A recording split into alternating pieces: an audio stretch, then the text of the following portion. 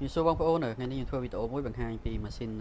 print ngày khai phốt cầm nát là platform đó nè chẳng mình hay platform bong chỉประเภท move ประเภท off หรือก็chỉ ประเภททั้งคือยังដាក់នៅលើ conveyor នេះមកពេលដែលវាអូសកាត់ sensor ឆ្លងកាត់ជាមួយនឹងកន្លែងមុខ print នេះគឺវា print ចេញតែម្ដងណាឥឡូវសាកមើលមួយ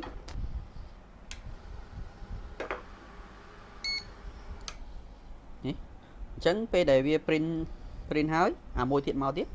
វាប៉ះជាមួយ sensor វា print បន្តទៀតឥឡូវយើងសាកពីរម្ដងណា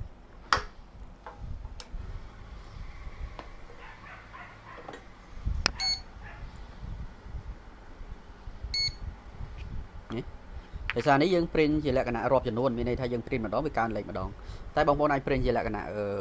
ថ្ងៃខែផុតកំណត់ឬក៏ជា batch number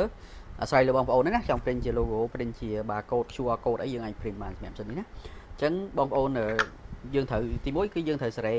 ផលិតផលឲ្យត្រូវមួយកាយនេះដើម្បីពេលដែលវារុញទៅវាស្មើគ្នាណាដើម្បីឲ្យទីតាំង print នេះគឺវាចេញមកវាចំកន្លែងស្មើគ្នាដែរណាអញ្ចឹងបើបងប្អូនមានតម្រូវការក្នុងការ print delay យើង print ច្រើនណាព្រោះ print ច្រើនពេលយើង print ឲ្យដៃវាយឺតណាអញ្ចឹងយើងអាចប្រើជាមួយម៉ាស៊ីន print auto បានណាអញ្ចឹងបងប្អូនមានតម្រូវការតាមតាក់ទងមកពេកដើម្បីព័ត៌មានបន្ថែមសូមអរគុណ